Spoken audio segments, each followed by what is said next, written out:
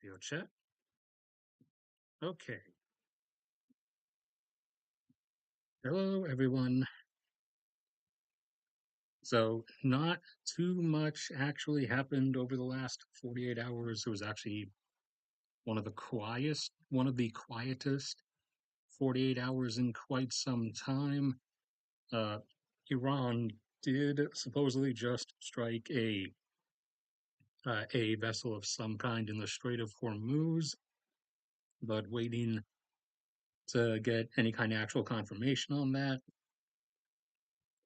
Apart from apart from sending him ballistic missiles and missile launching crews, uh, Kim Jong Un is apparently also sending Putin planefuls of North Korean women, supposedly not for that purpose, uh, supposedly to be used in fabric factories, to work at restaurants and assembly lines, I guess, because they're ripping factory workers out to send them to go die in Ukraine.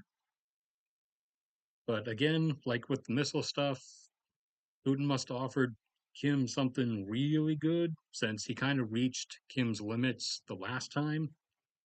And the offer initially that was known was limited time shipments of free fuel and free grain, free food.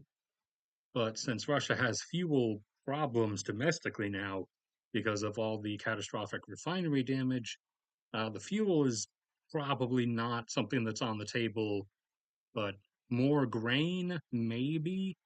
Maybe they made a promise of like infinite grain, like a forever deal for free food shipments. So North Korea can escape the food problem, and uh, Kim can spin it at home as it being like him who's miraculously solved it, and so his dynasty, divine mandates to rule can remain in place. But we won't know for a little bit. Nobody's alive yet. Trump has apparently just hands up at the whole Iran thing now, and in direct quote, it will work out. It always works out. It's like a chess game. So this is some will point out this is the part in all of his like failed business ventures in the past where he would just declare bankruptcy, leave someone else with the bag, and then walk away and start again. But in the presidency, that's not actually something you can do. So you're kind of stuck with the situation you made. Russia responded to continuing critical infrastructure attacks by striking more apartment buildings, this time in Kharkiv and Odessa. They did one night previously, they did actually strike something like of a like vaguely reasonable strategic target. They did strike a warehouse near Kiev, but it like wasn't a big one, and it was like a frozen meat restaurant or warehouse for restaurants, like to distribute to local restaurants.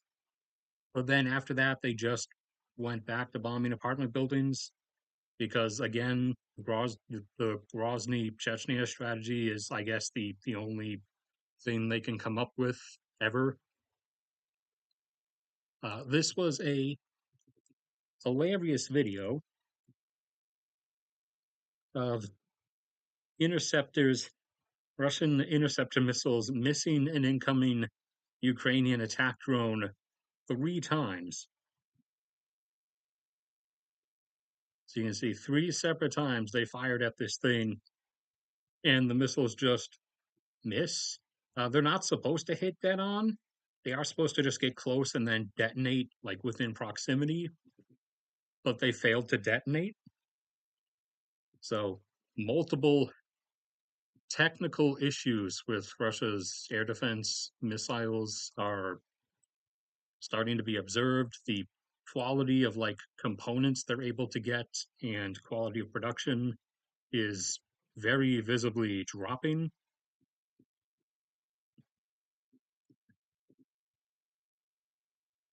Airfields on Crimea was struck, but it's not really anything there anymore. So it was primarily just like the regular on base, like other buildings aside from aircraft hangars, just all the other stuff that started burning this time.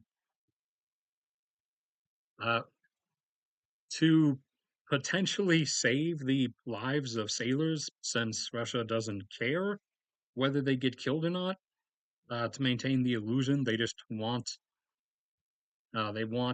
all the commercial shipping traffic to still keep, and Epic Pen's broken. Let's fix it.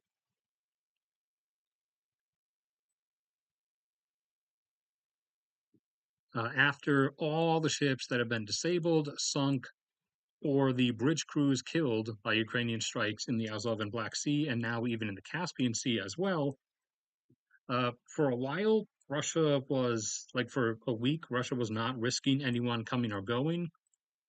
But then they started having a few Indian ships attempt to try to come to port in Novorossiysk, and those three were struck. India begged Ukraine not to strike them, but Ukraine said no, obviously. So three more came in over the last couple days and tried to go to Novorossiysk and were all struck. So Turkey, in a responsible adult in the room role, possibly like legitimately just trying to save sailors' lives, said that they're no longer, because they do similar to like the Panama Canal and the Suez Canal, through the straits near Istanbul and the Dardanelles here. uh, Turkey can refuse you passage, obviously, and you do have to. The companies have to like file transit requests ahead of time. Usually, it's become basically an automated process at this point. Now it's switched over to a actual direct communication for those going in and attempting to go to not just Bulgaria and Romania, or northern Turkish ports like Samsun. So for ships that are actually going to like try to go to or from Novorossiysk, well, the ones coming from Novorossiysk won't matter because they won't get out of it. But ones trying to come in to head over there or head to Crimea or head up into the Sea of Azov, Turkey said not, they're just not permitting them through anymore because they're all just going to get struck and exploded and the bridge crews killed probably. So at this point, with the effective death of Russia's navy in the Black Sea, Ukraine has no real navy. Uh, Romania kind of does, but it's mostly just coastal stuff, and they're not interested in power projection anyways. And Bulgaria basically doesn't. Uh, Turkey has kind of gotten what it wanted via offhandedly, off and on, helping Ukraine, and at other times just sitting back and doing nothing and winning. The Black Sea basically just belongs to Turkey now. So Putin took the gamble, Putin took the risk, and despite not even being in the game to begin with, not even being at the poker table, Turkey managed to win the poker game, to like not even having been in the building originally.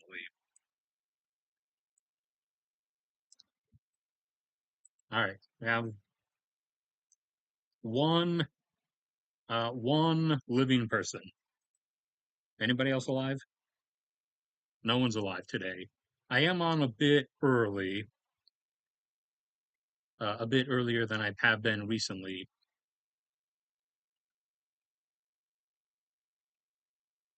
Let's see.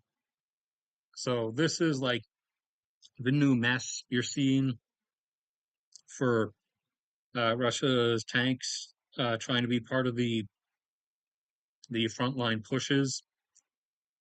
There's the original cope cage, and then there's like the netting, and then there's belts and some ceramic bricks, and then there's like just random regular like ballistic vests that they kind of just like strapped to it. It's literally just like a trash bin or a junkyard of stuff just like piled on around it or glued to it to try to hope that the explosives on the drones can't get through. That was the report on one of the attacks from the other day. That's not the one that supposedly happened earlier today. Also, Turkey is handing over to Ukraine quite a bit of stuff. 70 ATACMS, 12 more M27 launcher vehicles, 2,500 cluster missiles, and 40,000 artillery shells. The artillery is not getting that used anymore. A lot of the direct frontline stuff, the shorter range stuff, is primarily drones now.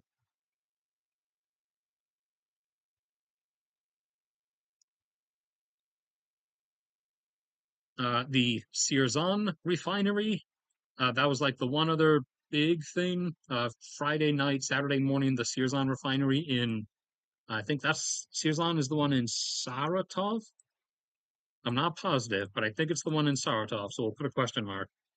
That one was struck again, and the surviving unit of that one, because a one of the processing units did survive the initial two strikes.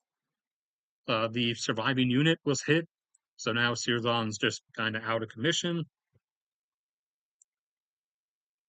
There's the three new ships that I talked about that tried entering and were all struck, which was like the final straw that made Turkey decide they're just closing the Black Sea down.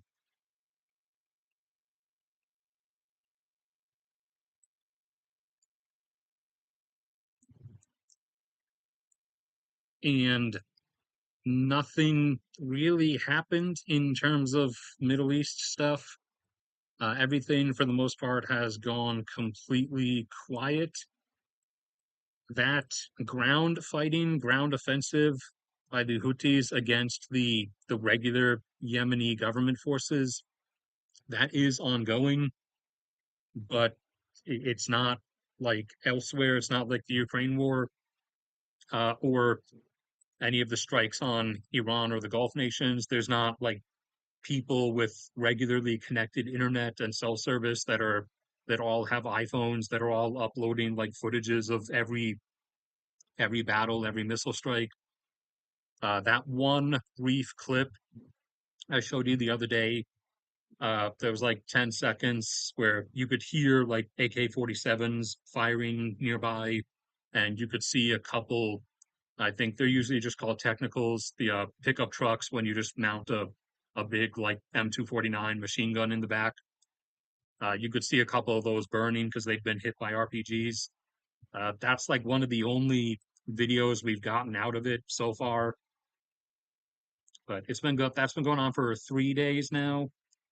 So we'll get more out of it eventually, but there's no real clue right now as to which way it's going, whether it's going better for either side or whether it's kind of just the same for both of them.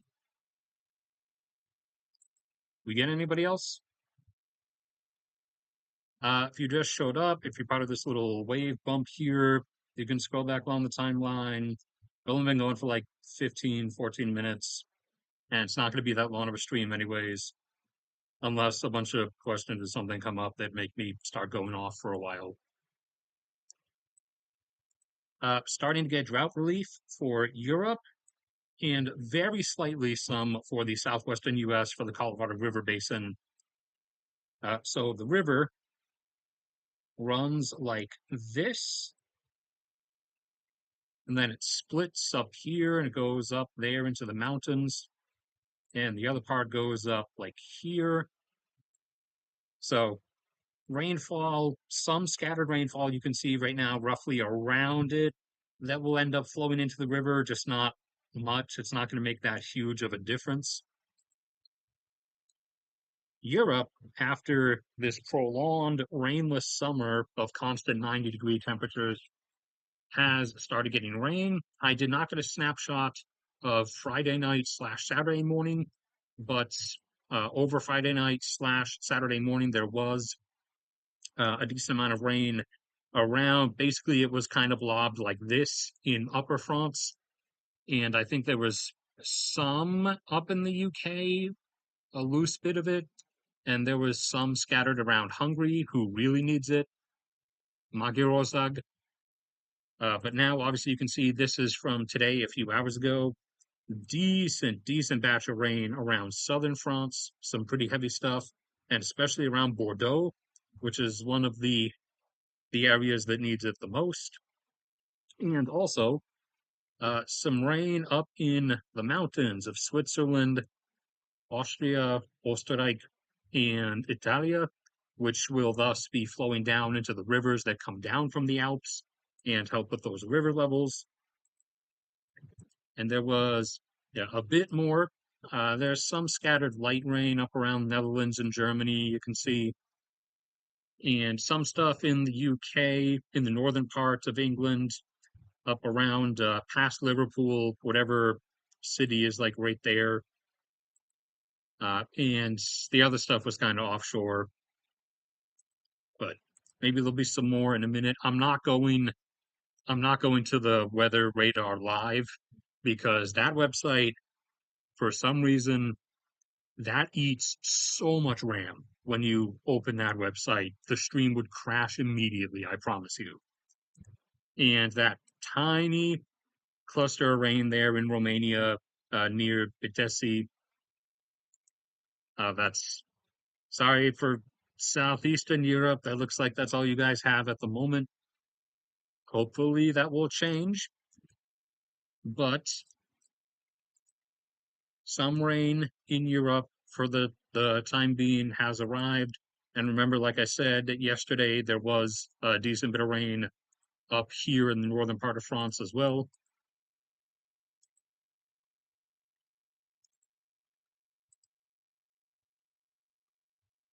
Nobody else. Just keep going to this.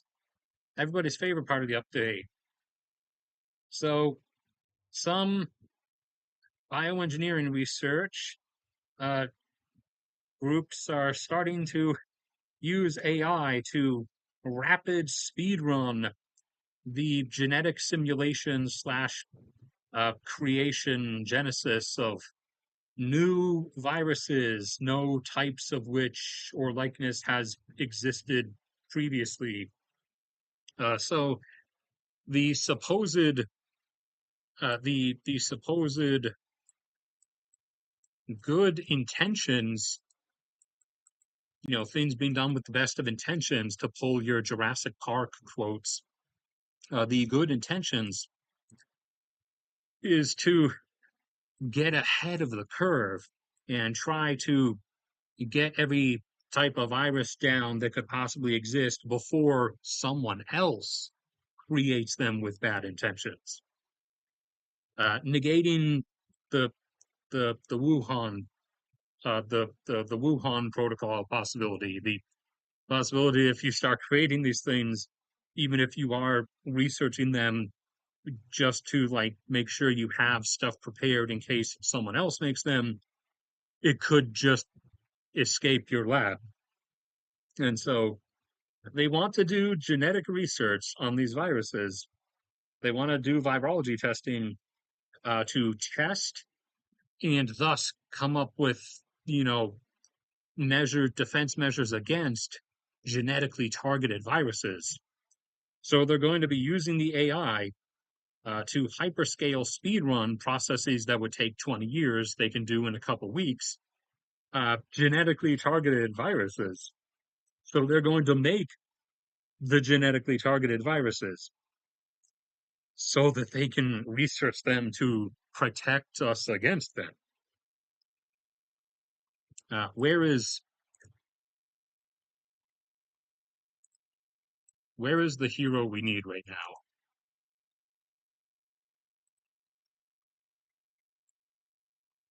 The hero we deserve, and the one we need right now.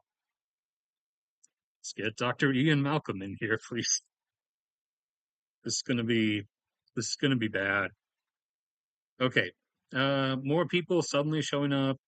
Scroll back along the timeline. Sorry I started earlier than usual, but it is what it is. So about 20 minutes ago when we started, there's really not that much other stuff. In fact, I think that's about the end of it, unless anything comes up. I might have had I might have had one other thing that I'm forgetting about, but I'm not positive. Oh yeah, uh, I was gonna give you brief uh, spoiler updates, I guess, on the next set of oil production levels update, as that video should be coming out in a few days. I just have to wait for the OPEC data from the nations that are still in OPEC. But the U.S. stayed basically flat at 13.8 from last month. Went down a bit technically from 13.84 down to a flat 13.80. Canada up there recovered back up further after wildfires had shut down a lot of their production. They recovered further from 5.18 up to 5.25. Before the shutdowns, they had been up to 5.3 million barrels per day. There are large new wildfires right now up around here, but they're not near a lot of oil production, so that's why they're not causing shutdowns. Brazil, continuing to bring more offshore stuff online, bigger things, are now almost up to 4.5. They're just short of it. Now, having jumped this year all the way from 4.1 up to 4.34, now up to 4.48 million barrels per day. And Guyana has slipped just a bit under 900,000 barrels per day, as again, their first field came online 7 years ago, and it's in its decline phase now. It's declined from, I think, 125,000 barrels a day down to like 110 or so. So otherwise, Guyana would be up between 910 and 920. But the all the stuff for their fourth field is ready, and the FSPO or FSOP is floating in. And in a few weeks, it will arrive and hook up. The hooking up of all the flexible subsea pipes will take another week or two after that. But so in the fall, it will start up, and Guyana will jump up to somewhere between 1.1 and 1.15 million barrels per day.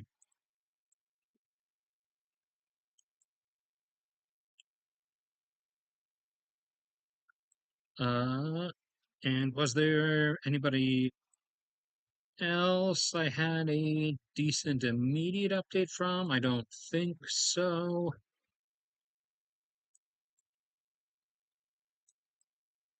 Okay, so that's that then. That's probably going to be it, unless anything comes up from you guys.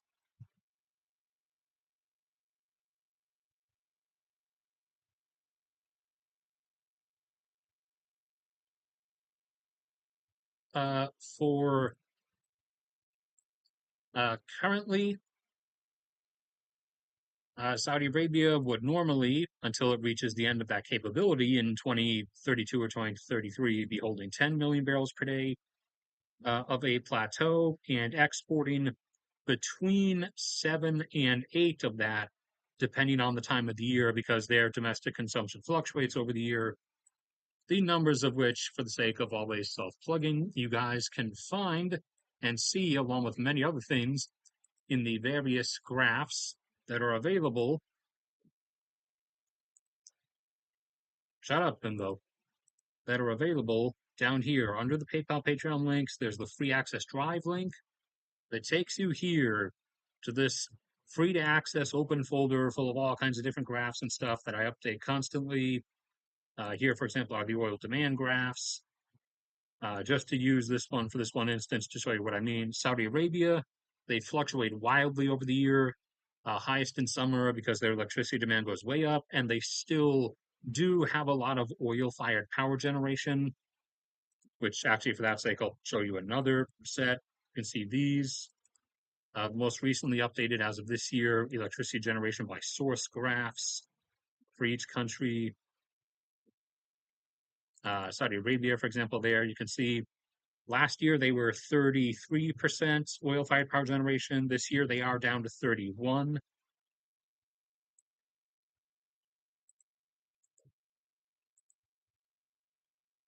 At the current moment, though,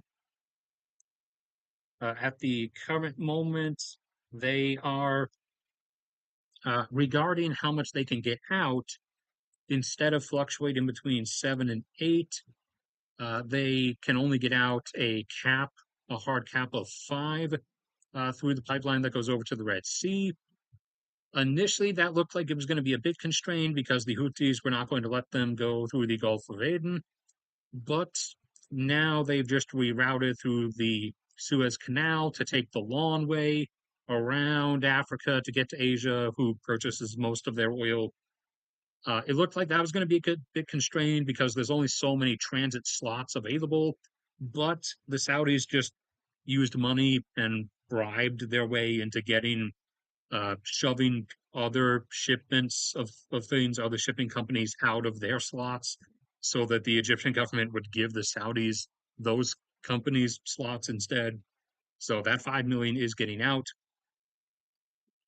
So that is still the 5 million still coming from Saudi Arabia. Oman is taking their way up. Since they're unaffected, they're taking their way up from the one they were holding flat up to their max, which is going to end up being probably 1.3 to try to compensate. The UAE is still able to export 2 million barrels per day via diversion pipeline. The 1 million barrels per day from Qatar is offline effectively until the strait is completely reopened. The UAE, if everything were completely reopened and they could export via the strait, will be able to export around 3 million barrels per day.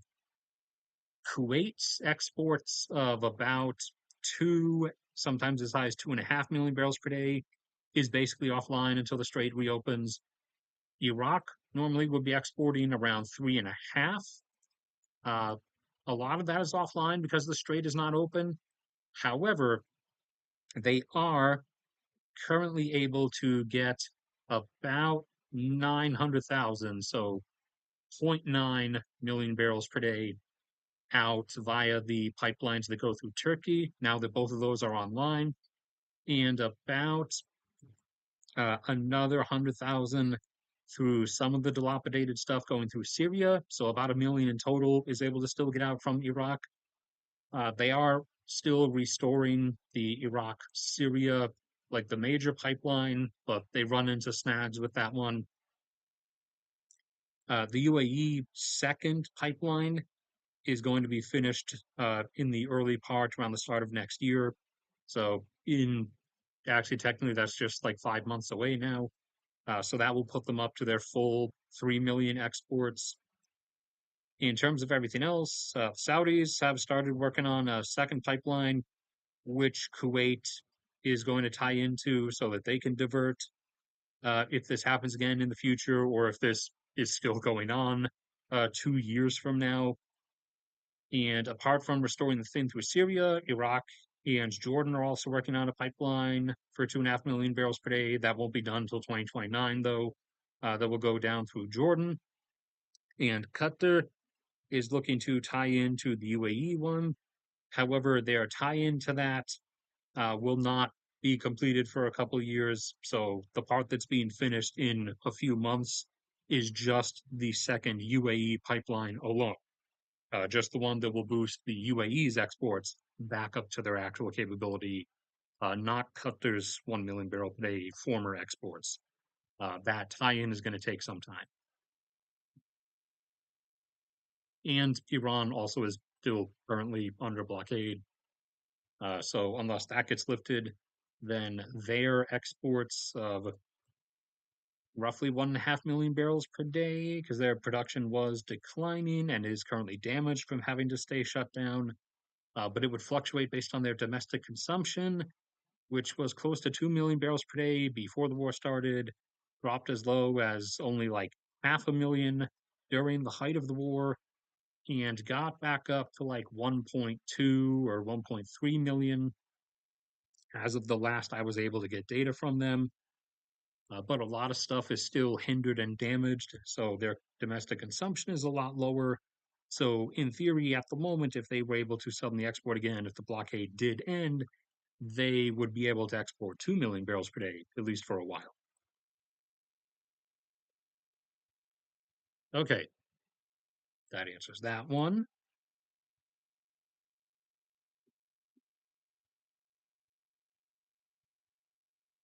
The Suez isn't a river, and it's not an elevated artificial step up and step down thing like the Panama Canal is through a set of mountains.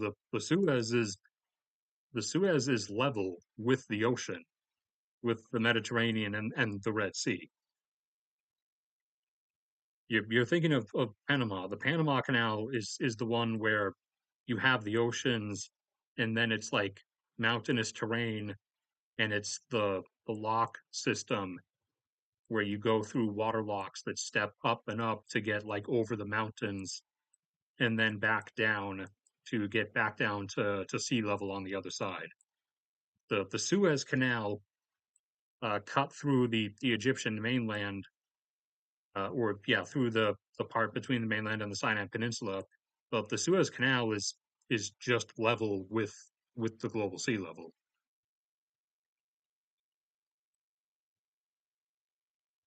Let me chug this water.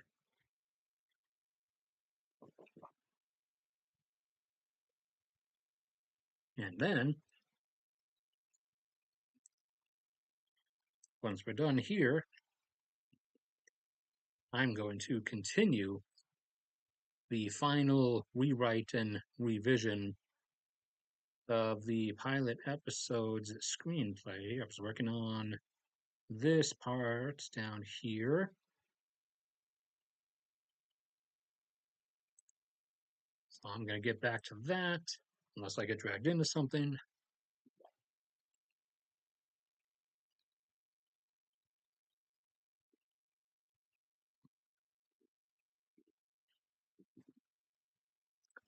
And for anybody who's on the Patreon, the art, all the concept art that Anya makes, that will always be public.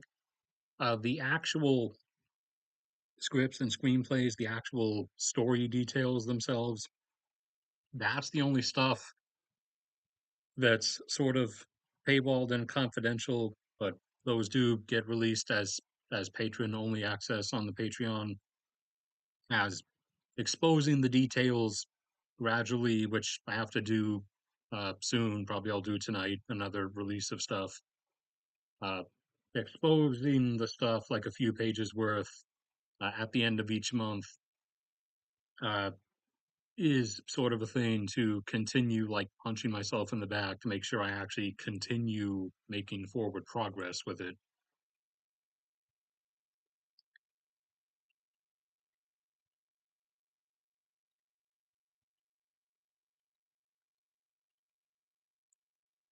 All right. If anybody just showed up recently, you can scroll back on the timeline around half an hour ago. It would end up being short because, again, not that much happened, and nobody other than Mr. or Mrs. A here is actually alive. None of the usual people are around. Everybody's dead. I didn't get any funeral invitations though, but I'll remember everyone. So if nothing else comes up in the next A few seconds while I wait for the stream delay for everyone to hear it. Then I will be off. We'll wait until 41:10 on the stream recorder clock. That should be just enough.